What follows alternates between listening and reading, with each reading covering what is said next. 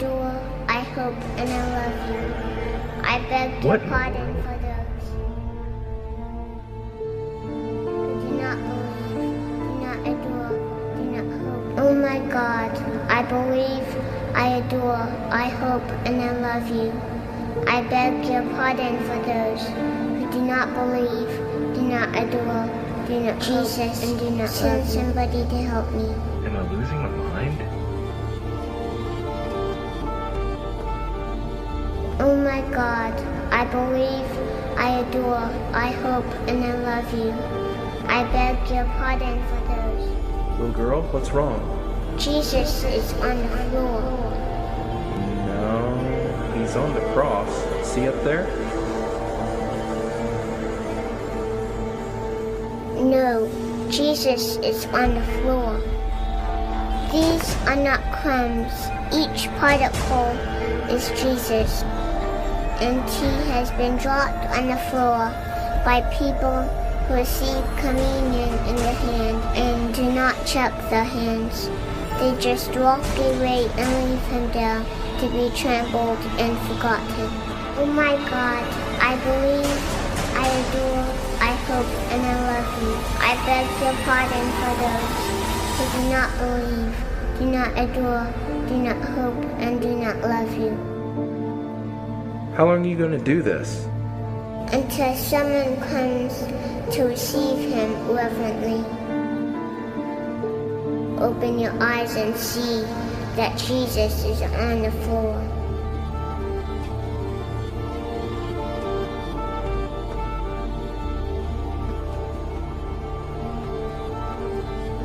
Lord, I am not worthy that you should enter under my roof, but only say the word, and my soul shall be healed.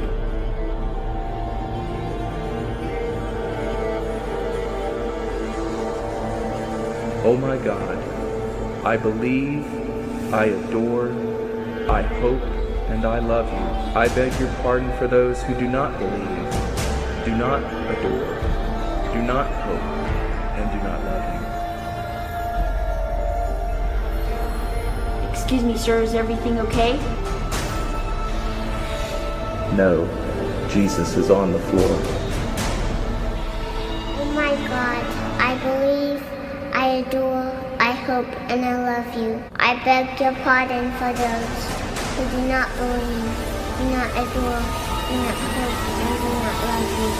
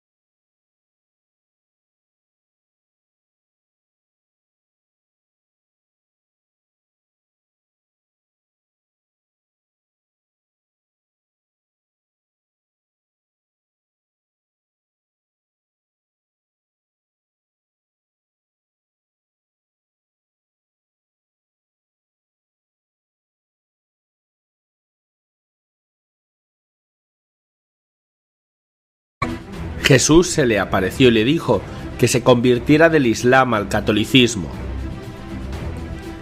Charbel Raish compartió su peculiar historia de conversión en una entrevista a Parusia Media. Indicó que él se crió como católico, pero como muchos no conocía muy bien su fe. Un día conoció a unos musulmanes de su escuela. Ellos le argumentaron inteligentemente su punto de vista religiosa. Él no supo cómo responder a sus objeciones y argumentos, y como resultado lo convencieron para que se convirtiera al Islam. Inclusive, él empezó a frecuentar la mezquita de su pueblo para poder conocer más dicha religión. Empezó su camino como un musulmán practicante. Cuando se sintió listo, fue y le dijo a su madre que se había convertido al Islam. Ella, lejos de enojarse con él, lo retó a visitar a la iglesia católica del pueblo donde ella asistía y que le pregunte a Jesús Eucaristía si debía ser musulmán. Él fue, y a pesar que la iglesia estaba a 3 minutos de su casa, él lo sintió como una caminata de 3 horas. Al entrar, se arrodilló frente al Santísimo y una señora se acercó a prender una vela cerca donde él estaba. Sintió dentro de él una seguridad que le hizo afirmar que consideraba a esa señora como una santa, pero eso hizo resonancia con su opción al Islam. Según su nueva religión, esa señora se iría al infierno por ser católica, y algo de ese argumento no le pareció correcto. De pronto, según afirma Raish, cuando volvió a mirar al Santísimo, el rostro del hombre de la sábana santa, Jesús, se le apareció en el tabernáculo, y escuchó una voz en su interior que decía: «Charbel, ¿vas a renunciar a todo lo que he hecho por ti?». Él supo que era Jesús quien le decía estas palabras. Entonces, en respuesta dijo: «No, Señor, no voy a rendirme». Dice que sintió que se le quitaba un gran peso de los hombros y fue entonces que decidió volver al catolicismo, religión a la que pertenece hasta el día de hoy.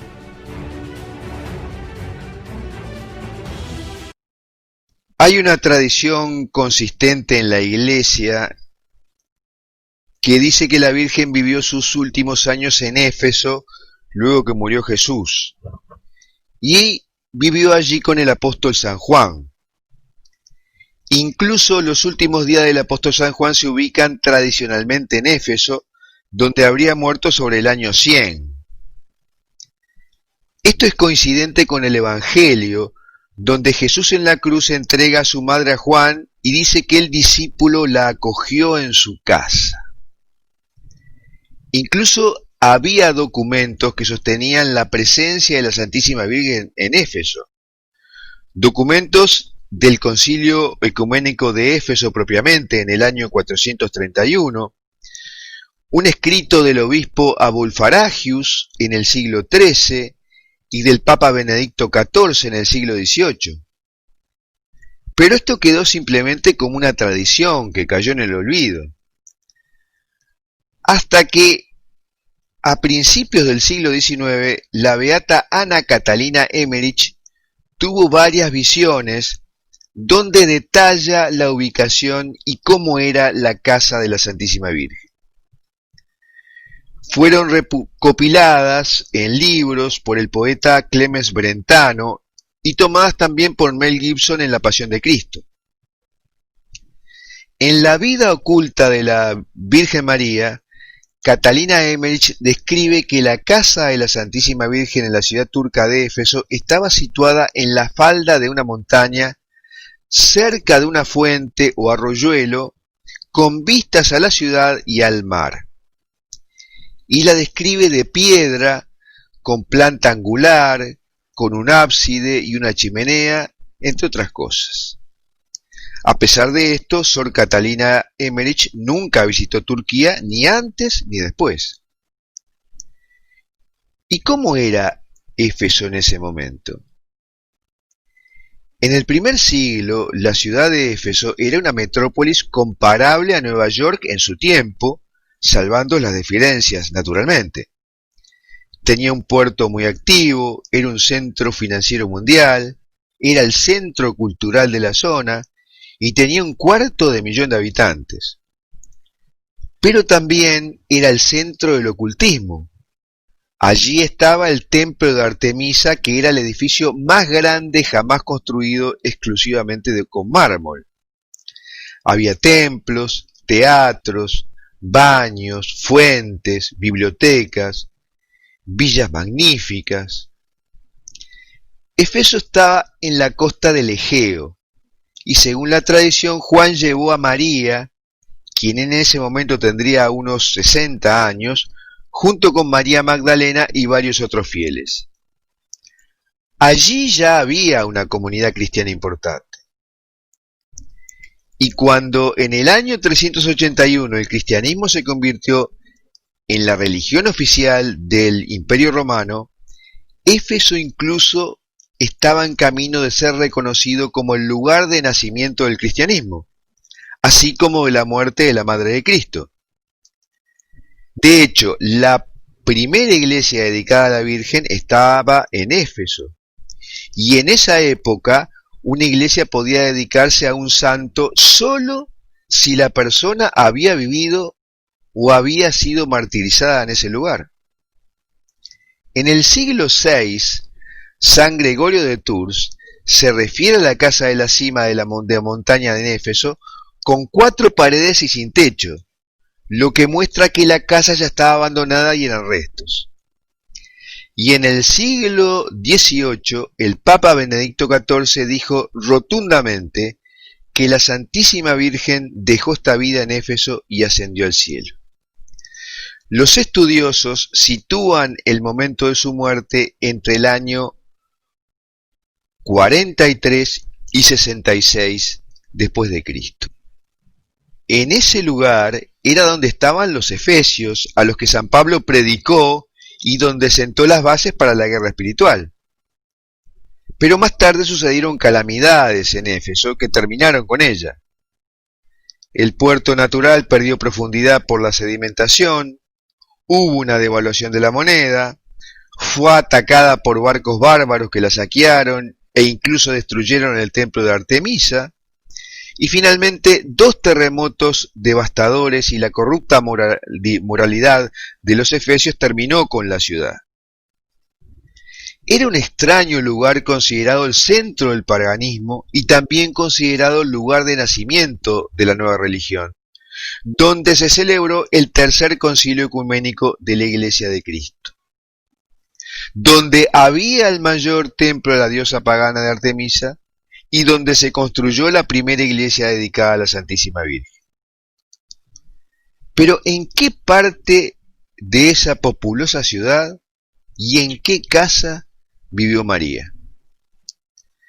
Se cree que al principio María quedó en una casa al norte del puerto, cerca de un gran estadio deportivo, mientras Juan construía la casa en una colina cercana. Según las visiones que tuvo Ana Catalina, María no moraba en Éfeso, sino en las cercanías, donde se habían establecido ya varias mujeres cristianas. Ella dice que su casa estaba situada a 3 leguas y media de ahí, en la montaña, que se veía a la izquierda viniendo de Jerusalén, y que descendía en pendiente hacia la ciudad. Era la única casa construida en piedra, y se podía ver Éfeso y también el mar con sus numerosas islas. La casa estaba en medio de otras familias cristianas, quienes permanecían en tiendas o grutas que habían sido hechas habitables. También dice la Emmerich que la casa era cuadrada, que terminaba en forma redonda o en ángulo, que las ventanas estaban hechas a una gran altura y el tejado era plano.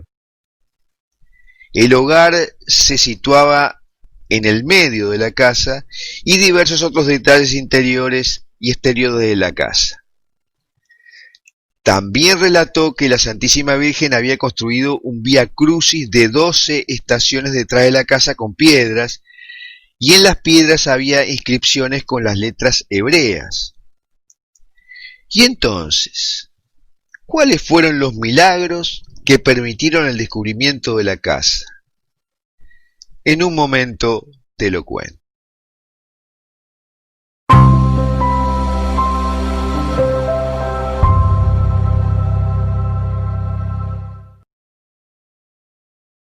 El primero que fue a Éfeso luego de leer el libro con las visiones de Catalina Emmerich fue un abad francés llamado Julien Gouillet en 1881, quien encontró una antigua casa que encajaba con la descripción. Pero fue desanimado por el Vaticano y los superiores de su orden, avergonzados de que el descubrimiento se basara en una revelación privada a una monja. Lo mismo que sucede ahora con los hechos sobrenaturales.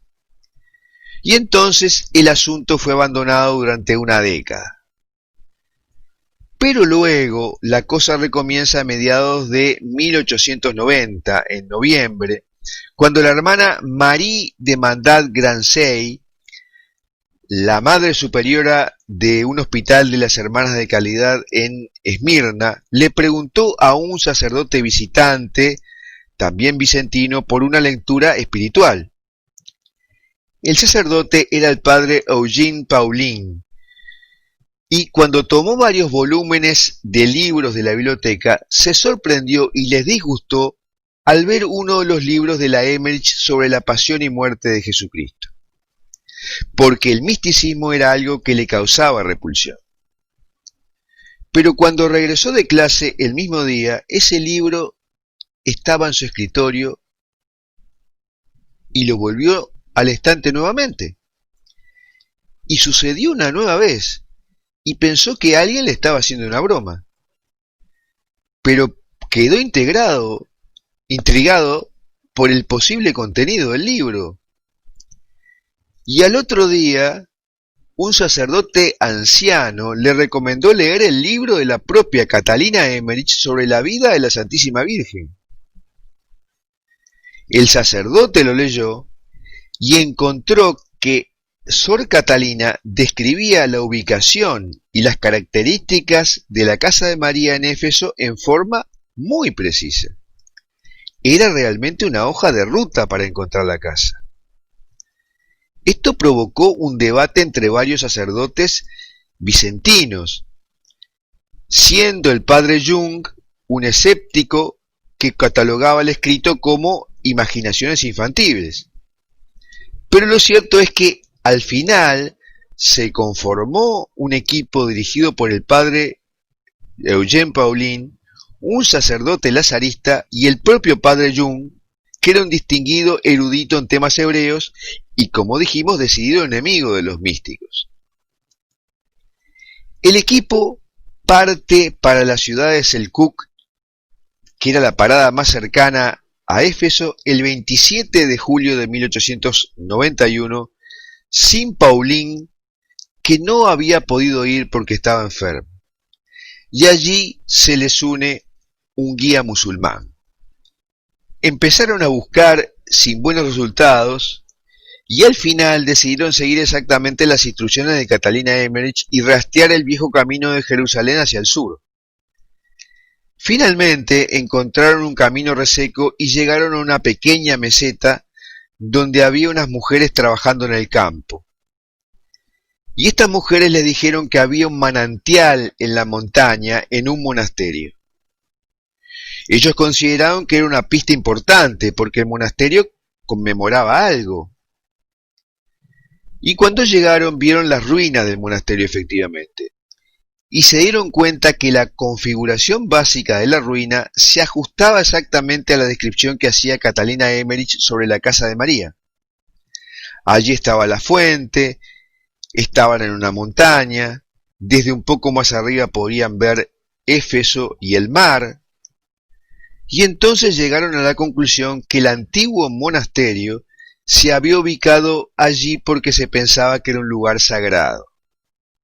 Además, alrededor del monasterio había tumbas, y los cráneos enterrados apuntaban hacia las ruinas de la casa como en reverencia. También encontraron piedras con inscripciones hebreas. Y los lugareños les informaron la leyenda que en esa zona había vivido la Santísima Virgen María con San Juan y que María Magdalena les había acompañado. La zona era conocida como la Puerta de Todos los Santos. Este descubrimiento sucedió el 29 de julio de 1891. Los arqueólogos que luego estudiaron el lugar concluyeron que había una edificación primaria del siglo I sobre la que se había superpuesto una pequeña iglesia en el siglo IV. En 1914, el Papa Pío X ofrece indulgencia plenaria a los peregrinos que visitan la casa de Éfeso. En 1951, Pío XII la declara como un peregrinaje a una reliquia. En 1967, Pablo VI se convierte en el primer papa que la visita, seguido por Juan Pablo II en 1979 y Benedicto XVI en el 2006. En Foros de la Virgen María hemos escrito un artículo donde detallamos mucho más todos estos milagros que sucedieron alrededor del descubrimiento de la casa de María en Éfeso. El Santo Rosario es una de las oraciones más recitadas por los cristianos. Esta oración fue entregada por la propia Virgen María en una aparición del siglo XIII y sus promesas fueron reafirmadas en el siglo XV. Pero los milagros son apabullantes en la historia, cumpliendo de esta forma las promesas dadas por Nuestra Señora. Y es una oración claramente bíblica, mal que les pese a algunos protestantes. En este video te voy a contar cómo entregó la Santísima Virgen María el rosario a Santo Domingo de Guzmán y las promesas que le dio al beato Alano de la Rupe. Y te contaré sobre el poder del rosario. Y sobre el final te daré argumentos para contestarle a los protestantes que satanizan el rosario.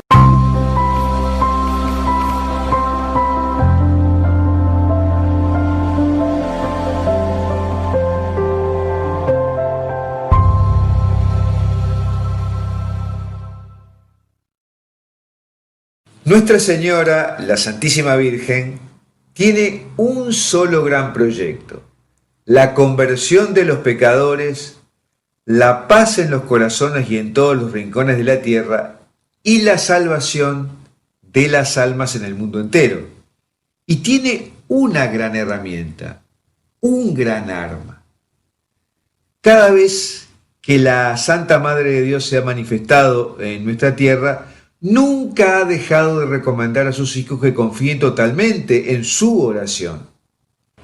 Ella nos pide que recemos diariamente el rosario y a cambio nos promete gracias inconmensurables. Sor Lucía de Fátima quizás haya dicho las palabras más certeras sobre el poder del rosario.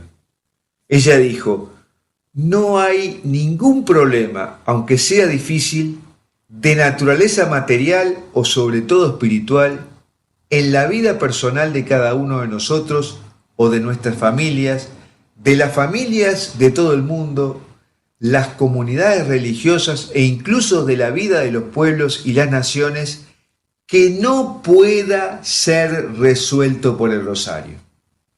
No hay problema, aunque sea difícil, que no se pueda resolver mediante la oración del Santo Rosario. ¿Y cómo surgió esta oración? El Salterio de la Virgen María, como así se le conocía, se fue consolidando en la Edad Media, como la herramienta para las personas sencillas que no sabían leer o que no tenían a su disposición libros, para reemplazar el rezo del Salterio, es decir, los 150 salmos de la Biblia que los religiosos tenían que rezar cada semana desde la época de los judíos. Pero detrás de esto hay una historia sobrenatural: la aparición de la Virgen María a Santo Domingo de Guzmán, entregándole el arma para destruir las herejías y ablandar las almas endurecidas. Esto está aceptado por el magisterio papal. San Pío V, el Papa San Pío V, escribe muy claramente que Santo Domingo inventó y luego propagó en toda la Santa Iglesia Romana un modo de oración llamado el Rosario o Salterio de la Virgen María. ¿Y cómo lo ideó o inventó? El Papa Benedicto XIII ha dicho que María recomienda a Santo Domingo la predicación del Santo Rosario a las personas, dándole a entender que esta oración sería un auxilio excepcionalmente eficaz contra las herejías y los vicios. Y por tanto, Benedicto XIII convalida la aparición de María Santísima a Santo Domingo y la entrega del Santo Rosario. En el año 1214, Santo Domingo estaba angustiado porque estaba fracasando en su intento de convertir a los herejes cátaros albigenses. Así que se fue solo al bosque y lloró y oró continuamente por 3 días para aplacar la ira de Dios Todopoderoso. Azotó su cuerpo, torturó su carne y por el ayuno, el dolor y el agotamiento entró en estado de coma. Y en esas circunstancias Domingo experimentó una aparición de María Santísima mientras estaba en estado de coma que unió a Santo Domingo con el Rosario. La Inmaculada se le apareció con 3 ángeles y le dijo: querido Domingo, ¿sabes qué arma quiere usar la Santísima Trinidad para reformar el mundo? La respuesta de Domingo fue que ella sabría mejor que él porque es parte de nuestra salvación. Y entonces María le respondió: quiero que sepas que en este tipo de guerra el arma siempre ha sido el salterio angélico, que es la piedra fundamental del Nuevo Testamento. Por lo tanto, si quieres llegar a estas almas endurecidas y ganarlos para Dios, predica mi salterio. El salterio de la Virgen María que ella le enseñó a Santo Domingo es el Rosario. Y le dijo que lo predicara por todo el mundo, prometiéndole que muchos pecadores se convertirían y obtendrían abundantes gracias. Pero unos siglos después, la costumbre de rezar el Rosario fue decayendo y la Santísima Virgen se apareció a otro dominico. Entre 1463 y 1468 se le apareció al beato Alano de la Rupe para reactivar la devoción al Santo Rosario y le dijo: los que rezan mi rosario encontrarán durante su vida y en la hora de la muerte la luz de Dios y la plenitud de sus gracias, y participarán en los méritos de los bienaventurados en el cielo. Cada día liberaré del purgatorio a las almas devotas de mi rosario. Y le dijo también: todo lo que se solicita a través del rosario se obtendrá. Los que propaguen mi rosario serán ayudados por mí en todas sus necesidades. He obtenido de mi Hijo que todos los devotos del rosario tengan como hermanos en la vida y la muerte a todos los santos del cielo. Y los que rezan fielmente mi rosario son todos mis queridos hijos, hermanos y hermanas de Jesús. Y finalizó diciendo: la devoción a mi rosario es una gran señal de predestinación. Y le entregó 15 maravillosas promesas para quien lo rece constantemente y con devoción. Así que la Virgen María le hizo 15 promesas a Santo Domingo de Guzmán y luego a Alano de la Rupe para quienes recen el rosario. Voy a mencionar algunas de esas promesas, las más significativas, y el listado completo lo puedes leer en la descripción de este video en YouTube. El rosario será una defensa muy poderosa contra el infierno. Destruirá los vicios, librará del pecado, disipará las herejías. El rosario hará florecer las virtudes y las buenas obras y obtendrá a las almas las más abundantes misericordias divinas. Sustituirá en los corazones el amor del mundo con el amor de Dios y los elevará al deseo de los bienes celestiales y eternos.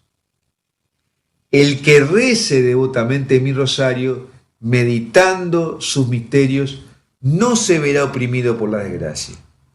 Si es pecador, se convertirá. Si es justo, crecerá en gracia y tendrá la recompensa de la vida eterna.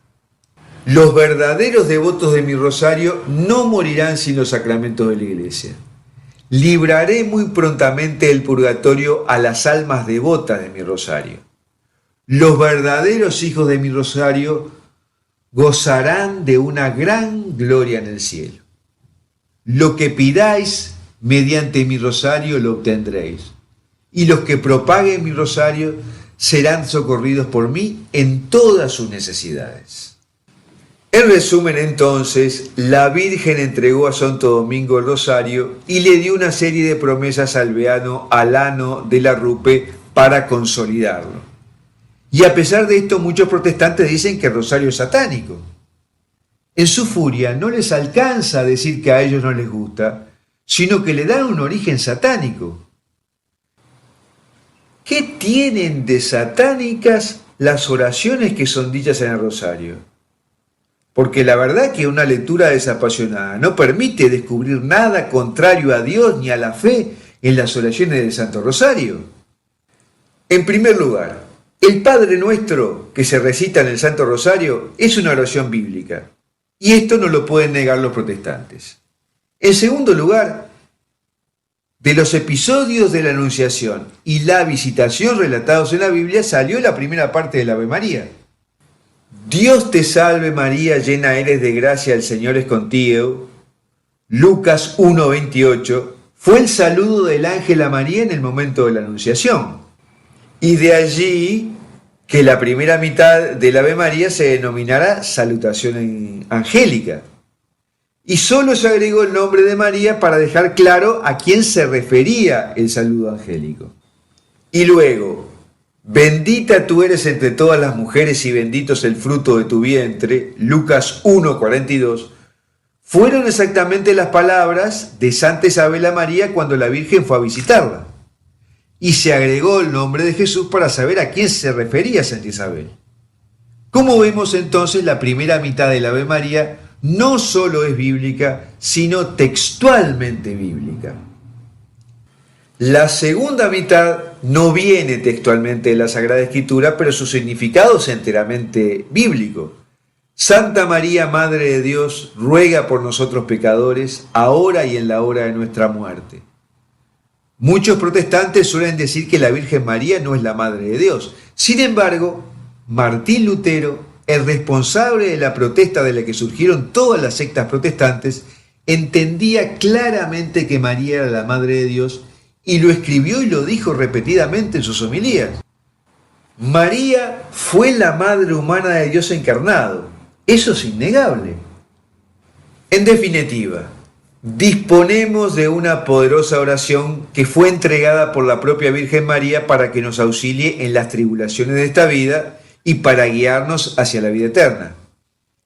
Y su poder lo podemos apreciar claramente en un artículo que hemos publicado sobre los 10 milagros más impresionantes producidos por el rezo del Santo Rosario, cuyo link te dejo en la descripción de este video. Mensaje de la Santísima Virgen María a su amada hija Luz de María, 11 de julio del 2020. Amados hijos de mi corazón inmaculado, dentro de mi corazón palpitan mis hijos, a los que atesoro y no deseo que se alejen de mi Hijo. Esta generación vive momentos difíciles. Los han imantado mediante el obrar y actuar fuera de la voluntad divina. Los designios divinos se cumplen para bien de las almas, sin que olviden que la oración realizada con corazón contrito y humillado siempre es escuchada, y esta oración es la que logrará atenuar la fuerza de cuanto vive y vivirá esta generación, según el decreto divino, Hijos míos, miro a tantos que repiten constantemente palabras y su mente se encuentra lejos de esas palabras con las que pretenden rezar.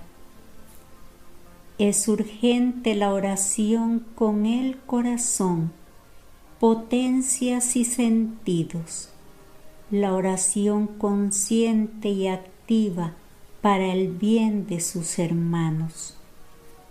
No deseo que sucumban en este momento. Continúen bajo el amparo de mi Hijo. Viven dentro de la cuenta regresiva hacia el encuentro con lo que he profetizado para la humanidad. Arrepiéntanse en cada momento de la vida.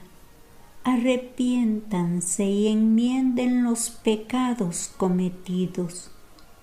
Es importante para ustedes mantenerse en paz ante la proximidad del aviso en el que se encontrarán escrutándose desde las entrañas, sin que un solo pecado, una sola ofensa cometida, sea pasada sin ser examinada. Para algunos será un soplo, para otros un verdadero tormento del que sentirán no salir. Para algunos será el reencuentro con mi Hijo amado ante el arrepentimiento de las ofensas cometidas. Para otros será incontrolable el mirarse ante la maldad vivida y sentirán morir sin morir, por lo que luego se levantarán contra el pueblo de mi Hijo, unidos a las hordas del mal. Este acto de misericordia divina para las almas no debe llegar sin que ustedes, hijos de mi corazón inmaculado, se examinen una y otra vez. No descansen, confiesen los pecados cometidos y no pequen más. La iglesia de mi Hijo es asediada por el mal, llevando divisiones por doquier, esparciendo el veneno de la antigua serpiente dentro de la iglesia de mi Hijo para que las almas se pierdan. Desde años anteriores han sido amonestados para que se preparen ante cada prueba que viven y las venideras, ante la humanidad en general. La purificación del pueblo de mi Hijo continúa y recrudece conforme avanzan los meses, enrumbados hacia la conclusión de este año y el venidero, en el que el padecer del cuerpo místico de mi Hijo se acrecienta. Hijos de mi corazón inmaculado, no olviden que es urgente reforzar la fe, creciendo espiritualmente, orando y adentrándose en el conocimiento del obrar y actuar de mi Hijo. No sucumban ante los fariseos, ni ante los sepulcros blanqueados. Mantengan la fe sin retroceder. Mi Hijo les comparte su cáliz para que con él pronuncien: no se haga mi voluntad, sino la tuya. Les llamo para que se conviertan, para que no pierdan la fe y no pierdan la vida eterna. Mi Hijo padece ante cantidad de almas que van hacia el abismo. Amparados en el orgullo, en la desobediencia y la carencia de humildad. Hijos de mi corazón inmaculado, les invito a orar. La iglesia de mi Hijo padece y ustedes, como ovejas sin pastor, entran en confusión. Hijos de mi corazón inmaculado, les invito a orar. La tierra es estremecida por el magnetismo de un cuerpo celeste. Hijos de mi corazón inmaculado, les invito a orar con el corazón, meditando en el amor divino por ustedes, meditando en mi amor por cada uno de ustedes, amados de la Trinidad Sacrosanta. No teman, hijos, no teman. Sean amparo para quienes no saben hacia dónde caminar. Sean testimonio del amor de mi Hijo. Cumplan con los pedidos de mi Hijo. Encuentren fortaleza en el Evangelio, en el cuerpo y sangre de mi Hijo. Recíbanle dignamente preparados.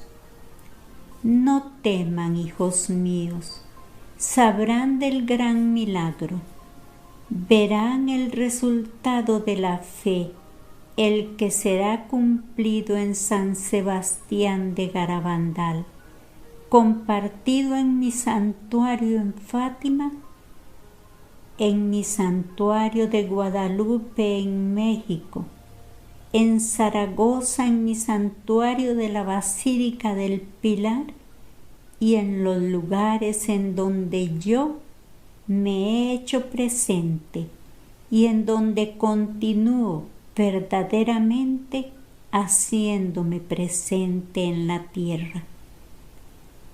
Se lo he solicitado a mi Hijo para bendición de las almas por el mundo entero, ya que el gran milagro servirá para que las criaturas humanas se conviertan. Mis hijos desearán movilizarse hacia estos santuarios, aunque les será difícil. Quienes lo miren y quienes dignamente lo vivan en su interior, sabrán que Dios les ampara y el temor se alejará de estos hijos míos. Cúbranse con la preciosa sangre de mi Hijo y prepárense para la consagración a mi corazón inmaculado, el mes dedicado al Santo Rosario en octubre. No teman, hijos míos, sean discípulos fieles de mi Hijo, su resto santo. Les bendigo, Mamá María. Ave María Purísima, sin pecado concebida. Ave María Purísima, sin pecado concebida. Ave María Purísima, sin pecado concebida.